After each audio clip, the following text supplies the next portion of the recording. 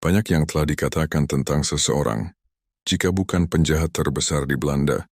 Selama bertahun-tahun dia menjadi berita utama, tetapi kita tidak pernah benar-benar mendengar cerita dari sisinya.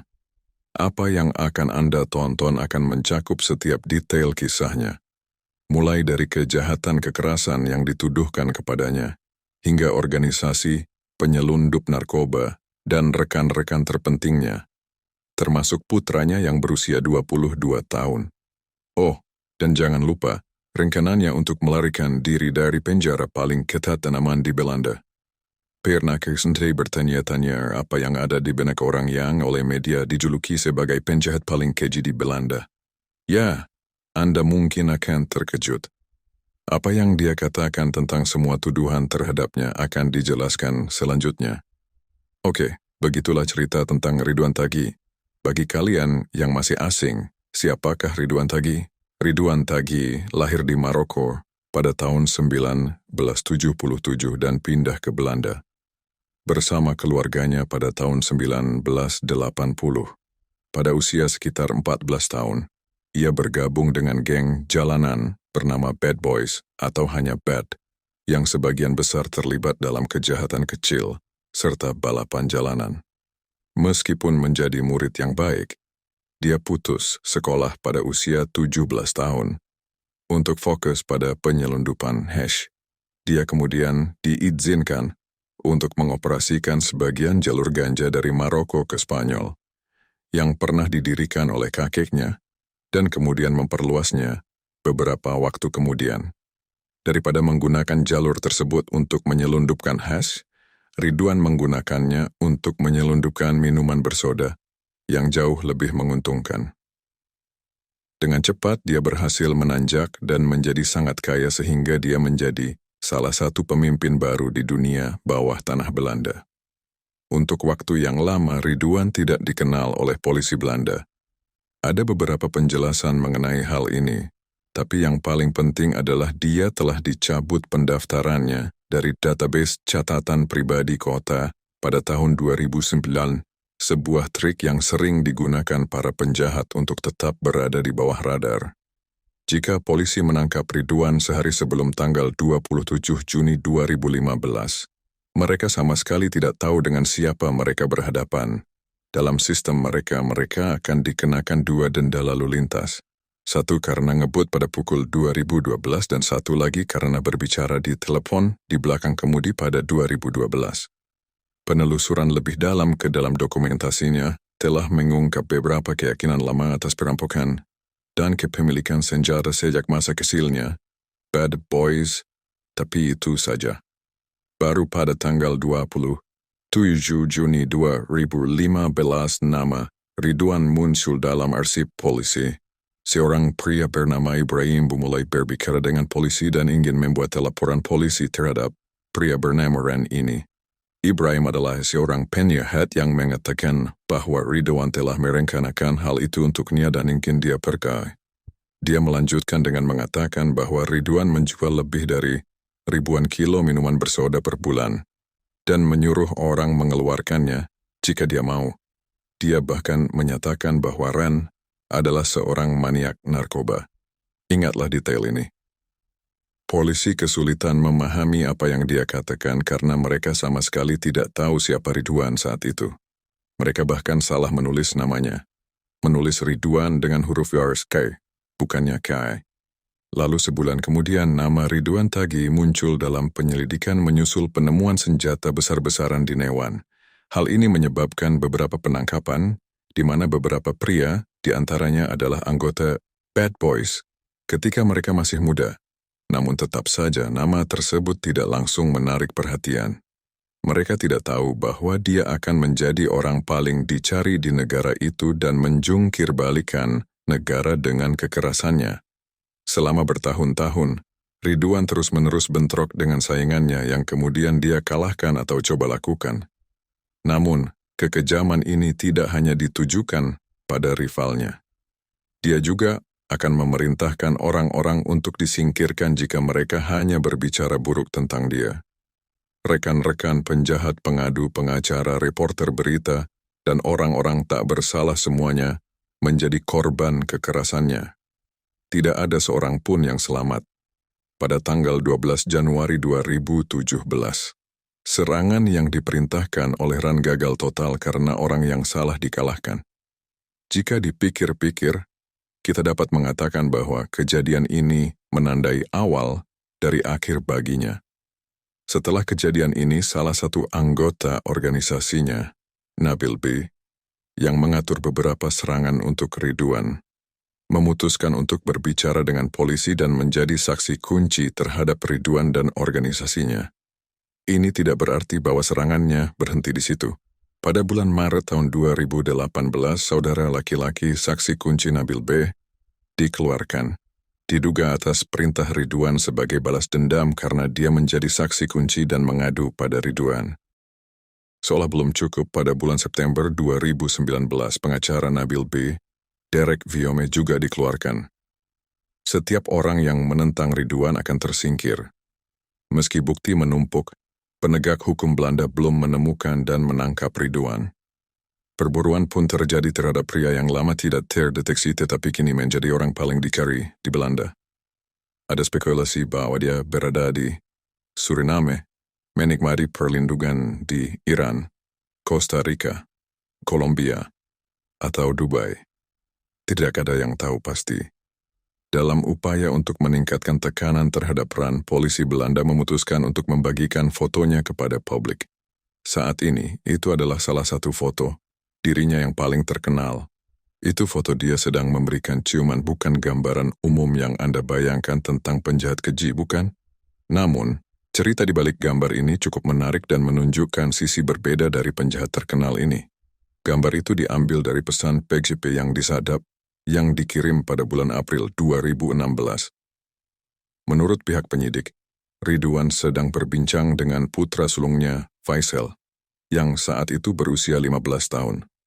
Faisal berkata, "Aku akan pergi go-kart sore ini, ayah. Bersenang-senanglah." Ayahnya membalas, "Terima kasih. Kirim foto selfie, ayah." Haha, menulis putranya sebagai tanggapan.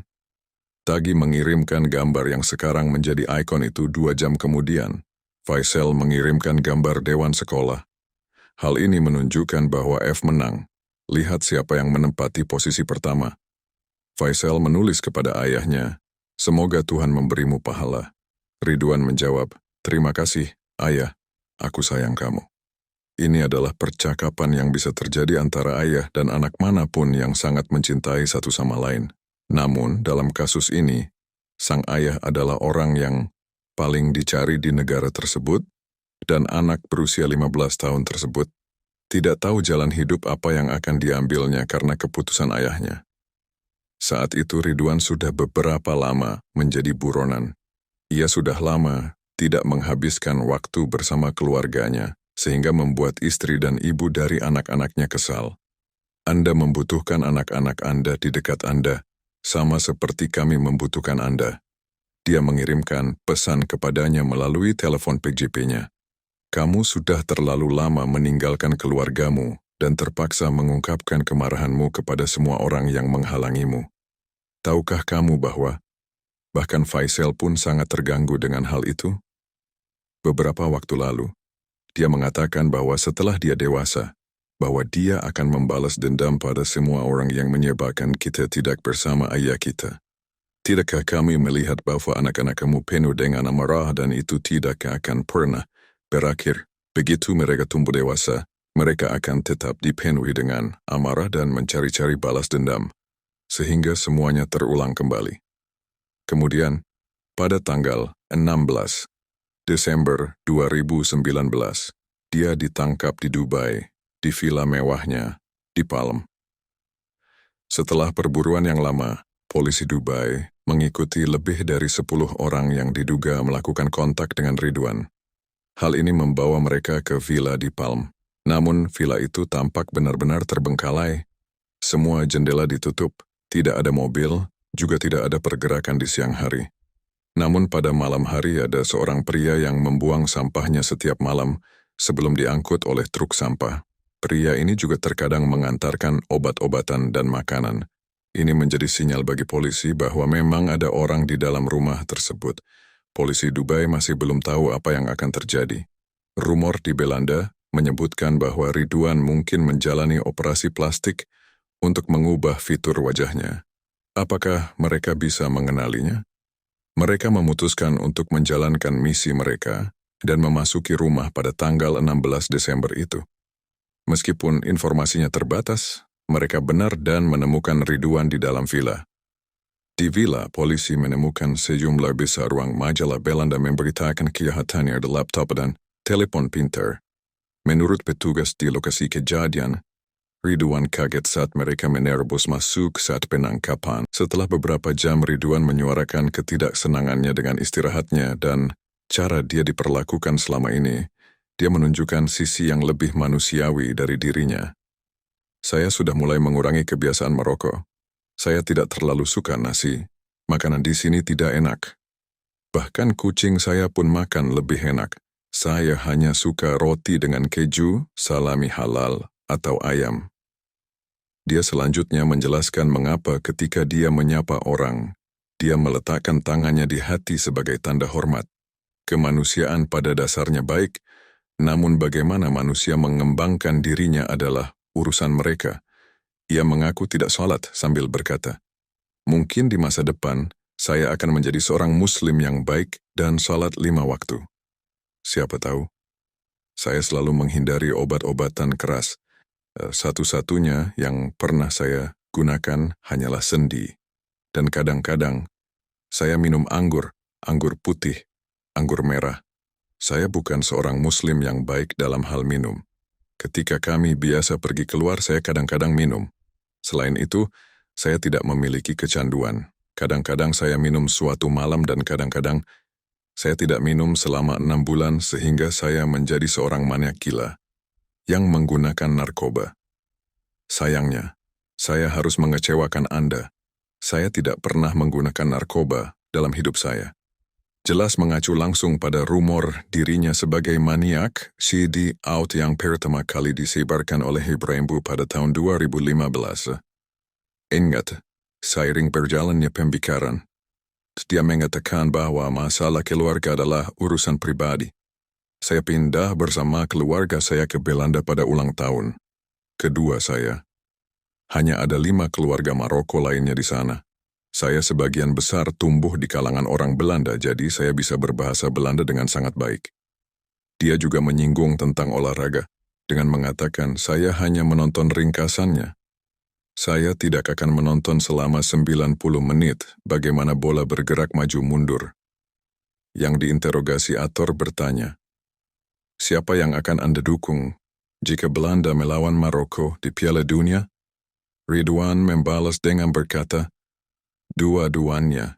Kalau Belanda menang, bagus. Kalau Maroko menang, bagus.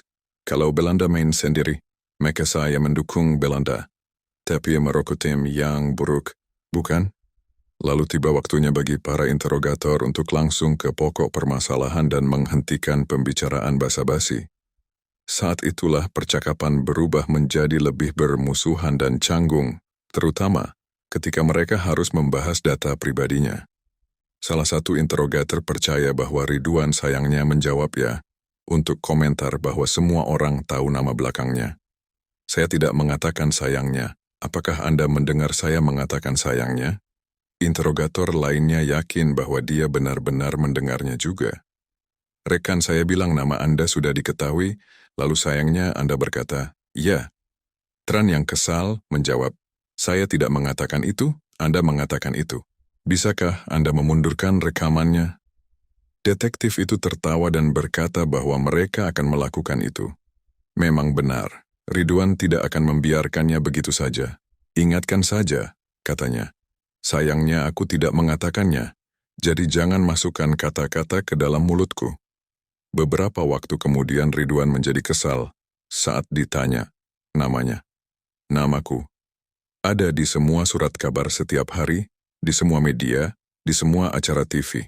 Lalu kamu menanyakan namaku?" Detektif merasa luar biasa bahwa Ridwan berhasil lolos begitu lama dari otoritas investigasi. Dia berkata, "Aku tidak pernah bersembunyi, aku hanya duduk diam, menunggu kalian. Buta waktu agak lama." Mengenai penangkapannya, dia berkata, "Salah satu petugas menodongkan senjata api ke kepala saya. Lihat mereka akan menyangkalnya, tapi saya tahu apa yang terjadi di sana. Saya tahu bagaimana rasanya. Saya harus duduk di lemari es bersama suhu di bawah 0 untuk diinterogasi. Tanpa obat tidur dimasukkan ke dalam minuman saya. Hidung saya ditutup. Hal-hal paling gila. Saya dibius selama 3 hari penuh. Mereka memukuli saya dengan kejam. Saya sangat babak belur hingga tidak bisa membuka mataku. Aku terlalu bengkak. Mereka kemudian mengambil foto paspor yang merupakan foto yang juga dirilis ke media. Saat interogasi berlangsung, Ridwan mulai berjalan maju mundur di kursinya. Apakah dia merasakan ketidaknyamanan fisik? Tulang ekorku sudah cukup rusak ya, katanya. Dia memang tidak bisa duduk lama. Apa yang terjadi? Baiklah, jika Anda berbaring, saya dapat menunjukkan kepada Anda apa yang mereka lakukan terhadap saya di Dubai. Apa yang dapat saya katakan tentang hal itu? Apa yang mereka lakukan di sana tidak menyenangkan, izinkan saya mengatakannya seperti itu. Jika tidak, saya akan melakukannya masih bisa berjalan lurus. Di ujung interogasi, salah satu interrogator bertanya, "Ran, apa pendapatmu tentang fakta yang sudah disebutkan bahwa jika terbukti kita akan pergi seumur hidup?" Setelah beberapa jam, Ridwan menyuarakan ketidaksenangannya dengan istirahatnya dan cara dia diperlakukan selama ini. Dia menunjukkan sisi yang lebih manusiawi dari dirinya. "Saya sudah mulai mengurangi kebiasaan merokok. Saya tidak terlalu suka nasi. Makanan di sini tidak enak. Bahkan kucing saya pun makan lebih enak. Saya hanya suka roti dengan keju, salami halal, atau ayam." Dia selanjutnya menjelaskan mengapa ketika dia menyapa orang, dia meletakkan tangannya di hati sebagai tanda hormat. Kemanusiaan pada dasarnya baik, namun bagaimana manusia mengembangkan dirinya adalah urusan mereka. Ia mengaku tidak sholat sambil berkata, "Mungkin di masa depan, saya akan menjadi seorang muslim yang baik dan sholat 5 waktu. Siapa tahu?" Saya selalu menghindari obat-obatan keras. Satu-satunya yang pernah saya gunakan hanyalah sendi. Dan kadang-kadang, saya minum anggur putih, anggur merah. Saya bukan seorang muslim yang baik dalam hal minum. Ketika kami biasa pergi keluar, saya kadang-kadang minum. Selain itu, saya tidak memiliki kecanduan. Kadang-kadang saya minum suatu malam dan kadang-kadang saya tidak minum selama 6 bulan sehingga saya menjadi seorang maniak gila yang menggunakan narkoba. Sayangnya, saya harus mengecewakan Anda. Saya tidak pernah menggunakan narkoba dalam hidup saya. Jelas mengacu langsung pada rumor dirinya sebagai maniak CD out yang pertama kali disebarkan oleh Ibrahim Bu pada tahun 2015. Ingat, seiring berjalannya pembicaraan, dia mengatakan bahwa masalah keluarga adalah urusan pribadi. Saya pindah bersama keluarga saya ke Belanda pada ulang tahun kedua saya. Hanya ada 5 keluarga Maroko lainnya di sana. Saya sebagian besar tumbuh di kalangan orang Belanda, jadi saya bisa berbahasa Belanda dengan sangat baik. Dia juga menyinggung tentang olahraga, dengan mengatakan saya hanya menonton ringkasannya. Saya tidak akan menonton selama 90 menit bagaimana bola bergerak maju mundur. Yang diinterogasi Ator bertanya, "Siapa yang akan Anda dukung jika Belanda melawan Maroko di Piala Dunia?" Ridwan membalas dengan berkata, "Dua-duanya. Kalau Belanda menang, bagus. Kalau Maroko menang, bagus. Kalau Belanda main sendiri, maka saya mendukung Belanda. Tapi Maroko tim yang buruk, bukan?" Lalu tiba waktunya bagi para interrogator untuk langsung ke pokok permasalahan dan menghentikan pembicaraan basa-basi. Saat itulah percakapan berubah menjadi lebih bermusuhan dan canggung, terutama ketika mereka harus membahas data pribadinya. Salah satu interrogator percaya bahwa Ridwan sayangnya menjawab ya, untuk komentar bahwa semua orang tahu nama belakangnya. "Saya tidak mengatakan sayangnya. Apakah Anda mendengar saya mengatakan sayangnya?" Interrogator lainnya yakin bahwa dia benar-benar mendengarnya juga. "Rekan saya bilang nama Anda sudah diketahui, lalu sayangnya Anda berkata, ya." Tran yang kesal menjawab, "Saya tidak mengatakan itu, Anda mengatakan itu. Bisakah Anda memundurkan rekamannya? Detektif itu tertawa dan berkata bahwa mereka akan melakukan itu. Memang benar, Ridwan tidak akan membiarkannya begitu saja. Ingatkan saja, katanya. Sayangnya aku tidak mengatakannya, jadi jangan masukkan kata-kata ke dalam mulutku. Beberapa waktu kemudian Ridwan menjadi kesal saat ditanya namanya. Namaku. Ada di semua surat kabar setiap hari, di semua media, di semua acara TV. Lalu kamu menanyakan namaku? Detektif merasa luar biasa bahwa Ridwan berhasil lolos begitu lama dari otoritas investigasi. Dia berkata, aku tidak pernah bersembunyi, aku hanya duduk diam, menunggu kalian. Buta waktu agak lama. Mengenai penangkapannya, dia berkata, salah satu petugas menodongkan senjata api ke kepala saya. Lihat mereka akan menyangkalnya, tapi saya tahu apa yang terjadi di sana. Saya tahu bagaimana rasanya. Saya harus duduk di lemari es bersama suhu di bawah 0 untuk diinterogasi. Tanpa obat tidur dimasukkan ke dalam minuman saya. Hidung saya ditutup. Hal-hal paling gila. Saya dibius selama 3 hari penuh. Mereka memukuli saya dengan kejam. Saya sangat babak belur hingga tidak bisa membuka mataku. Aku terlalu bengkak. Mereka kemudian mengambil foto paspor yang merupakan foto yang juga dirilis ke media. Saat interogasi berlangsung, Ridwan mulai berjalan maju mundur di kursinya. Apakah dia merasakan ketidaknyamanan fisik? Tulang ekorku sudah cukup rusak ya, katanya. Dia memang tidak bisa duduk lama. Apa yang terjadi? Baiklah, jika Anda berbaring, saya dapat menunjukkan kepada Anda, saya tidak pernah memberikan perintah untuk mengeluarkan seseorang dari lapangan. Saya tidak ada hubungannya dengan Pak Tagi, ujarnya.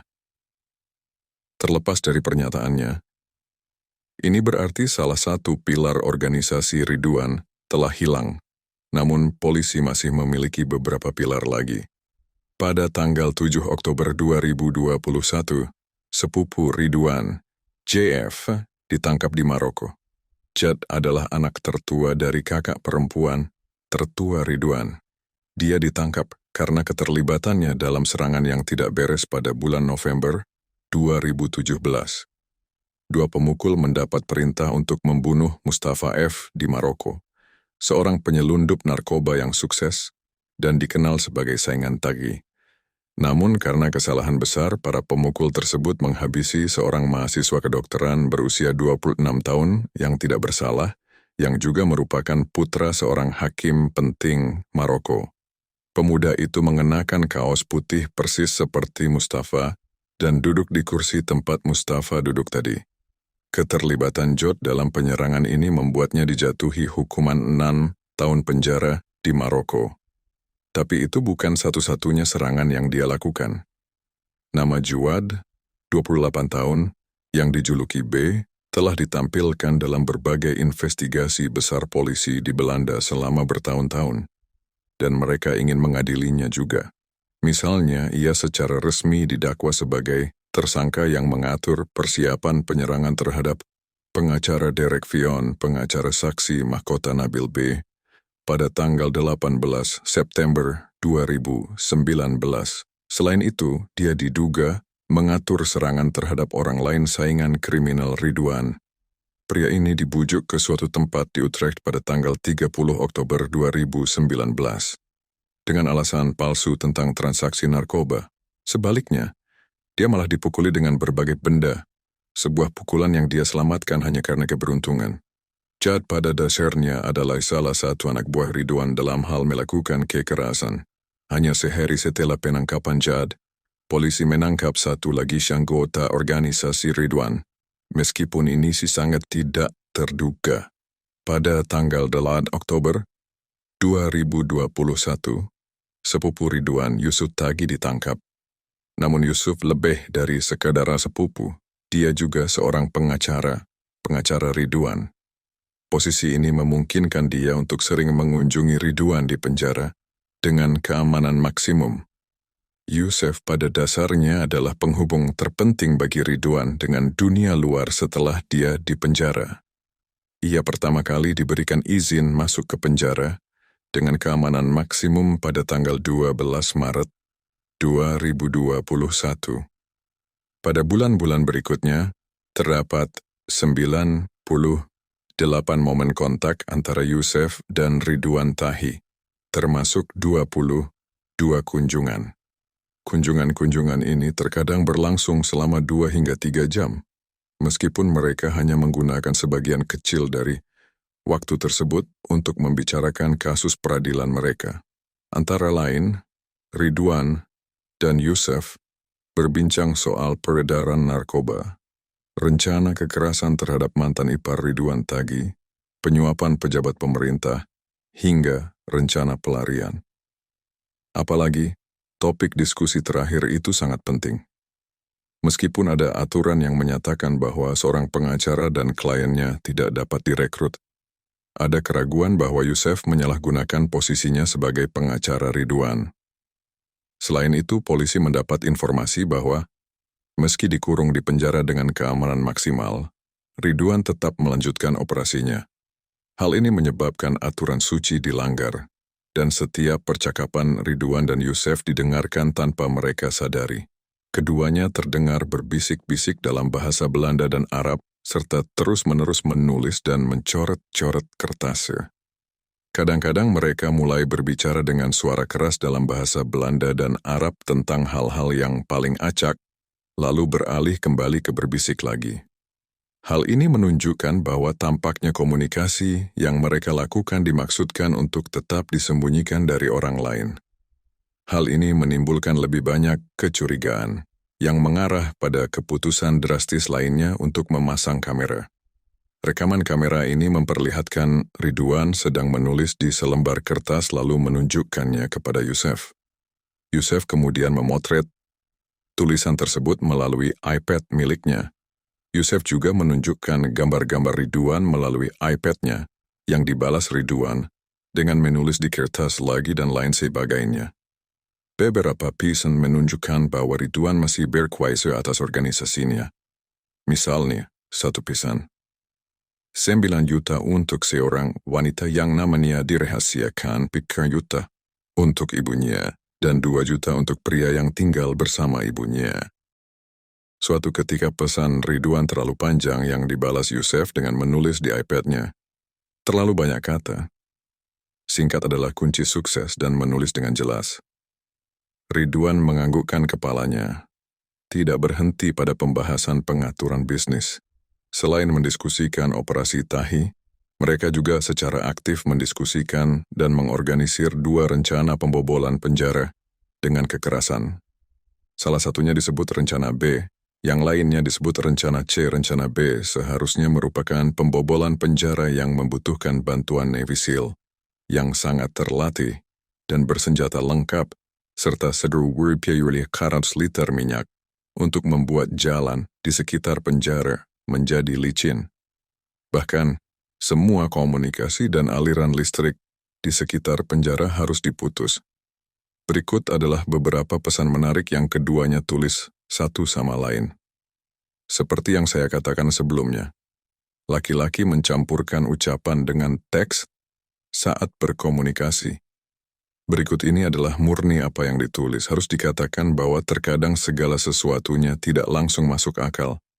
Salah satu Yusef berkata, "Kami akan mendapat panggilan telepon hari ini, nama dirahasiakan, dan kelompoknya akan bekerja dengan nama yang dirahasiakan untuk membayar B. Apakah Anda setuju?" Jawab Ridwan, "Aku tak mengerti apa-apa tentang B. Ini bukan permainan anak-anak. Kalau nama yang dirahasiakan itu tidak muncul, ku tidak akan hidup atau tak akan pernah melihat siang hari lagi.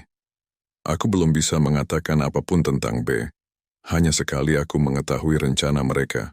Kukira mereka sudah siap dengan segalanya."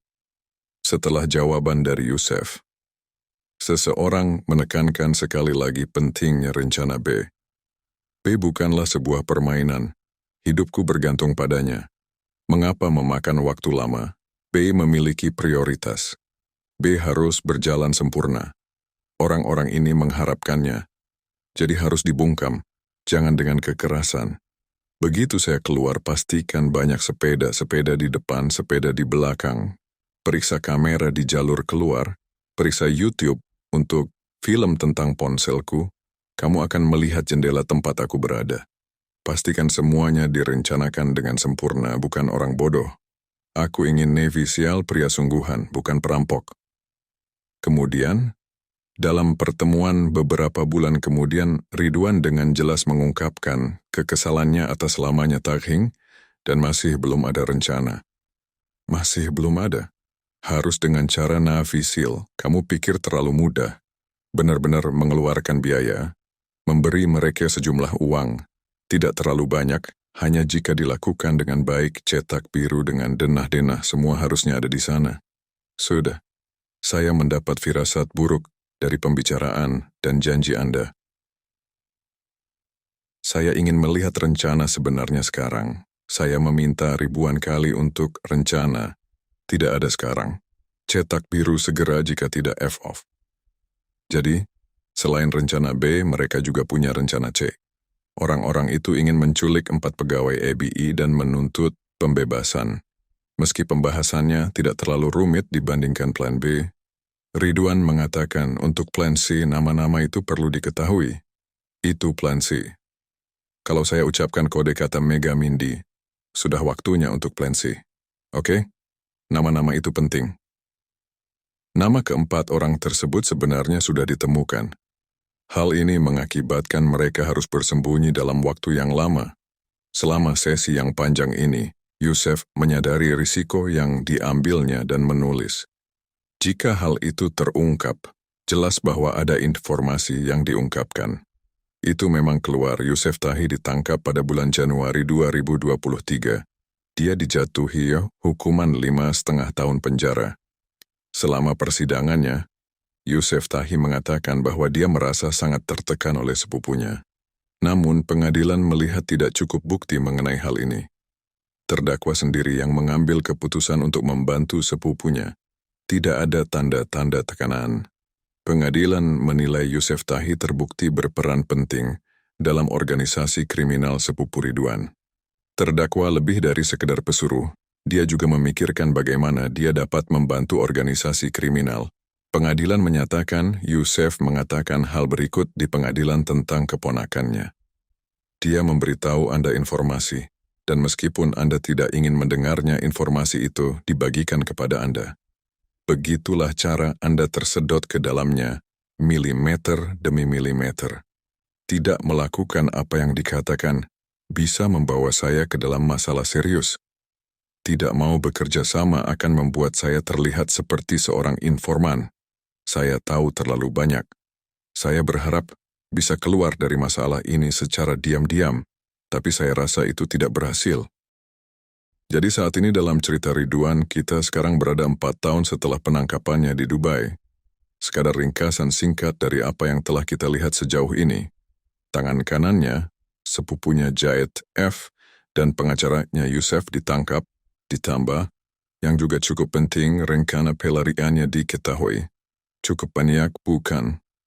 Ya, kita masih jauh dari selesai. Mari kita kembali ke masalah ini karena Yusef bukanlah satu-satunya pengacara Ridwan yang akan dipenjara. Pengacaranya yang lain, Ines WC juga mendapat masalah. Ines WC adalah salah satu pengacara kriminal paling terkenal di Belanda. Dia juga dikenal karena penampilannya yang khas. Namun, jangan biarkan tampilan ini membodohi Anda. Dia menjadi pengacara Ridwan pada tahun 2019 tak lama setelah ekstradisinya dari Dubai. Banyak yang langsung mempertanyakan mengapa dia menerima dia sebagai klien. Tepat setelah Ines menjadi pengacara Ridwan, pesan-pesan PGP menunjukkan betapa keluarganya mati-matian mencari cara untuk tetap berkomunikasi dengannya. Tak lama kemudian, Enweski juga memiliki telepon PGP, semata-mata untuk tetap berhubungan dengan putra Ridwan, Faisal, yang tinggal di Dubai. Tampaknya ini tidak cocok untuknya. Kamu paham aku tidak bisa berkata apa-apa. Aku juga berharap ini tidak dibagikan kepada pihak ketiga juga, bunyi pesan yang dikirim olehnya. Faisal pun menginstruksikan bibinya, adik Ridwan, untuk kembali ke Belanda. Sebelum setiap kunjungan Ines bersama Ridwan di penjara, bibi ini juga sering mengunjungi Ines secara langsung. Salah satu pesan yang dikirim Faisal kepada bibinya adalah, "Kapan kamu bersama pengacara? Bisakah kamu memberitahunya bahwa dia menghidupkan teleponnya? Dan bisakah kamu juga bertanya, apakah dia bisa mengetahui apa yang ayahku ingin aku lakukan?" Pesan lainnya berbunyi, "Menurutku Bibi, kamu juga harus meminta pengacara untuk mengunjungi ayah besok dan lusa karena ada banyak hal yang perlu dibicarakan." Dalam pesan PGP lainnya, sang anak kembali menanyakan keputusan yang perlu diambil. Apakah dia punya sesuatu yang baik untuk dikatakan? Bisakah dia juga bertanya apakah ada sesuatu yang bisa kita bantu? Dia juga, tolong minta dia bertanya apa yang harus aku lakukan tentang nama uang yang dirahasiakan jika dia bisa menanyakan hal itu sebagai prioritas sehingga dia tidak melakukannya. Jangan terus-terusan mengirim email tentang hal itu. Namun, pesan-pesan tersebut juga menunjukkan bahwa Ines tidak merespons cukup cepat menurut Faisal. Pengacara bersikap aneh. Tidak sekalipun dia mengirim email sejak dia mengunjunginya. Biasanya dia mengirim email setiap beberapa hari. Beberapa waktu kemudian ada pesan lain yang mengeluhkan komunikasi Ines. Pengacara itu gila. Tidak pernah mengirim email, tidak pernah mengirim SMS. Dia wanita yang gila dan aneh. Entah dari mana, pada tanggal 21 April 2023, tersiar kabar bahwa Nona Ensveski ditangkap oleh polisi Belanda. Semua berita utama di Belanda hari itu membahas tentang dia. Kantornya di Rotterdam dan rumahnya digerebek dan digeledah secara menyeluruh oleh polisi. Hal ini sangat tidak biasa, karena undang-undang kerahasiaan yang ketat yang harus dijalankan oleh seorang pengacara. Sama seperti Yusuf Taghi, dia dituduh menjadi bagian dari organisasi Ridwan dan menjadi utusannya karena meski Yusuf berada di balik jeruji besi, polisi masih merasa Ridwan bisa berkomunikasi dengan dunia luar. Dalam sidang kasus Yusuf pada bulan Juli 2022, namanya juga dicoret sebagai pembawa pesan. Dia sebenarnya orang pertama yang menyampaikan pesan atas nama Ridwan bahkan sebelum Yusuf ada di fotonya. Menurut pesan yang disadap antara anggota keluarga Ridwan, mereka memberinya stick USB berisi informasi rahasia. Dia harus menunjukkan kepada Ridwan informasi tentang stick USB ini melalui laptopnya dan membagikan jawabannya kepada keluarga. Anggota keluarga ini kemudian dapat mengambil tindakan yang diperlukan. Salah satu pesan yang disadap berbunyi, jika dia dapat membawanya pada hari Jumat, itu akan sangat bagus. Kemudian kami akan mendapat tanggapan dalam waktu seminggu. Bahkan lebih baik lagi jika dia akan mencetaknya juga.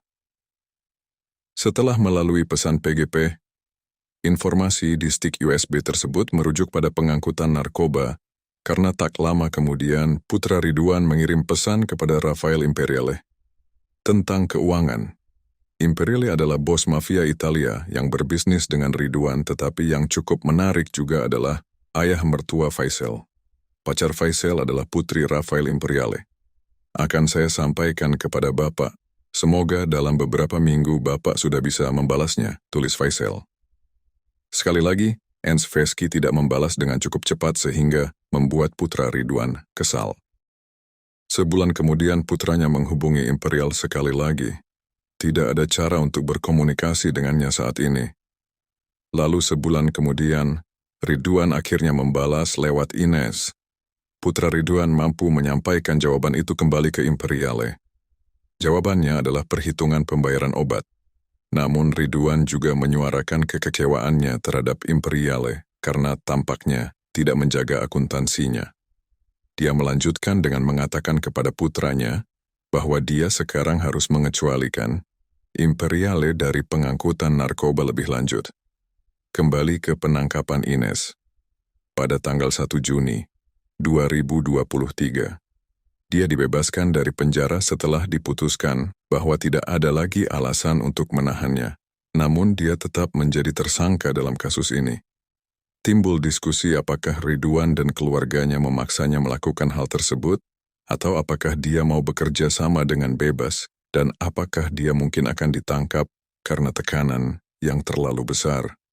Bagaimanapun dia diberhentikan sebagai pengacara pada tanggal 21 April 2023. Anouir Taghi ditangkap. Anouir, sepupu Ridwan lainnya, dianggap sebagai rekan penting dalam organisasi kriminal Ridwan. Dia telah ditangkap 2 kali sebelumnya karena keterlibatannya dalam organisasi Ridwan, namun dia harus dilepaskan karena kurangnya bukti. Kali ini berbeda. Anouir dicurigai memimpin suborganisasinya sendiri yang terlibat dalam pencurian, penyapuan, penyembunyian, dan penyiapan mobil yang akan digunakan untuk pembunuhan yang diperintahkan Ridwan. Selain itu, Anouir juga diduga melakukan penyelundupan narkoba serta terlibat langsung dalam penyerangan pengacara Derek Ferson, meski selalu dibantahnya. Jaksa berpendapat ada cukup bukti untuk menghukumnya. Kali ini kasusnya masih berlangsung, dan sidang berikutnya dijadwalkan pada 14 November. Pada akhir Juli 2023, salah satu anggota terakhir organisasi Ridwan yang masih berdiri ditangkap. Ingat putra yang dikirimi selfie ciuman itu oleh Ridwan sekitar 7 tahun lalu? Putranya, Faisal Taghi, kini berusia 22 tahun yang ditangkap. Penangkapan tersebut dilakukan atas permintaan aparat Belanda berdasarkan dugaan Faisal, yang juga dikenal dengan sebutan Genius, adalah anggota organisasi kriminal ayahnya. Faisal Taghi, yang belajar di Dubai, membantah tuduhan terhadap dirinya. Pemerintah Belanda menyetujui perjanjian dengan Uni Emirat Arab untuk memfasilitasi ekstradisi penjahat yang terlibat dalam kejahatan terorganisir beberapa waktu lalu. Tak lama setelah kesepakatan itu, Faisal ditangkap. Namun, dia belum diekstradisi meskipun perjanjian tersebut sudah berlaku penuh. Menurut orang dalam, permintaan awal ekstradisi Faisal Taghi telah ditolak oleh pengadilan Dubai karena hakim tidak menganggap kecurigaan tersebut cukup serius. Pada saat artikel ini ditulis, pengajuan banding masih menunggu keputusan. Pihak berwenang investigasi berasumsi bahwa Faisal mengambil peran utama dalam organisasi kriminal setelah penangkapan ayahnya. Ia menjadi kepala keluarga, mengasuh ibu, dan keenam saudaranya. Hal ini berdasarkan pada komunikasi yang disadap yang telah kita bahas sebelumnya. Faisal Taghi diduga ikut mengarahkan organisasi tersebut dalam perdagangan narkoba dan pencucian uang, serta bersekongkol dengan ayahnya untuk mengeluarkannya dari EBI dengan paksa. Kasus terhadap Ridwan Taghi begitu luas, sehingga belum ada putusan. Selama bertahun-tahun, semakin banyak kejahatan yang ditambahkan ke persidangannya. Dia menghadapi hukuman penjara seumur hidup, yang jika dilihat dari kasusnya saat ini, tampaknya merupakan hasil yang diduga jika tuduhannya terbukti. Ridwan telah membawa banyak kehancuran dan kekerasan bagi dunia, khususnya Belanda. Belum pernah Belanda melihat tindakan kekerasan seperti ini, seperti menangkap seorang pengacara, seorang pelapor kejahatan, saudara seorang saksi kunci, orang-orang yang tidak bersalah, dan sebagainya. Mereka bahkan pernah berdiri di luar pengadilan, menentang media. Beginilah ceritanya, dan saya sangat menghargai Anda yang menonton sampai akhir. Jangan lupa untuk meninggalkan suka, komentar, membagikan pemikiran Anda, dan pastikan untuk berlangganan. Jika Anda belum melakukannya, jangan lupa subscribe dan follow Dunia Preman.